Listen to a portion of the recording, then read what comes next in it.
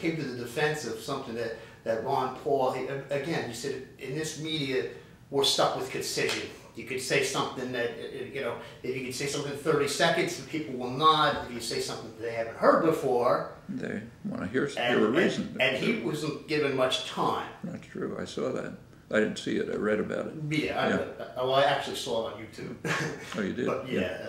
But was it the way it was described? I mean, he had these couple of sentences about the sources of 9/11, and everybody was appalled, and they cut him off. And they cut him off, exactly. I mean, his point was not only accurate, but it's exactly what is explained by Pentagon review panels. You know, I mean, I don't know if you remember, but after 9/11, Bush made this speech, you know, they hate our freedoms. Yeah.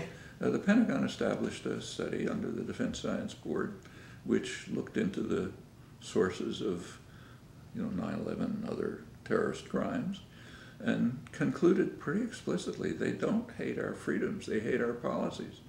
And you know, so what he was doing was taking the position of the Pentagon.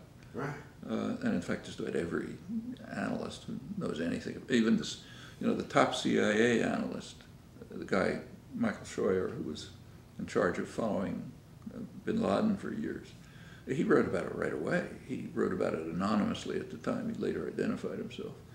But he said the same thing. You know, they don't hate this guy doesn't hate our freedoms. He didn't care about them. He hates the policies we carry out. But when Ron Paul says that, it sounds like he's from Neptune, and they cut him off. That's concision. Well, you know, I wrote about this in 2000, the Iraqi embargo, and at that time, the estimates were, well, I mean, when Leslie Stahl, I don't know if I'm pronouncing her name right, she interviewed, is it a she? Leslie Stahl, shows you how much I watch TV, interviewed Madeleine Albright. It said, look, 500,000 kids have been killed. And she said, well, it's a high price to pay, but we're willing to pay. Yeah. 500,000.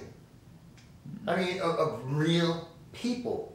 Now, anyway, why would you boo somebody who'd say that, well, that would be the source of their, you know, or part of the source of their anger, along with the Palestinian conflict, which we're along with Israel, against the rest of the world? Well, actually, there's one newspaper after 9/11 that, to my knowledge, only one that went into this, the Wall Street Journal.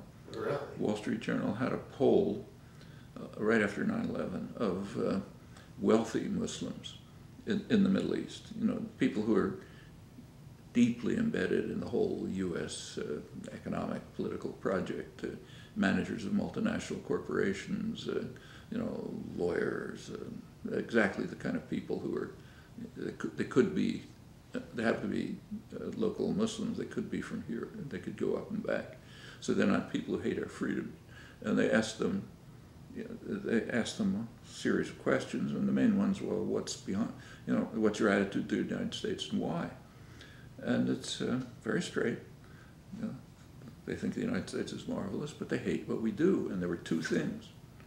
One was the Iraq sanctions. They know, even if we keep it from ourselves, that they were just murderers, and they murdered the population. They didn't harm Saddam Hussein. In fact, they strengthened him, and the population had to rely on him for survival. Probably one of the reasons he wasn't overthrown. You know, he might have easily gone the way of a whole series of other tyrants that we support, but it was impossible.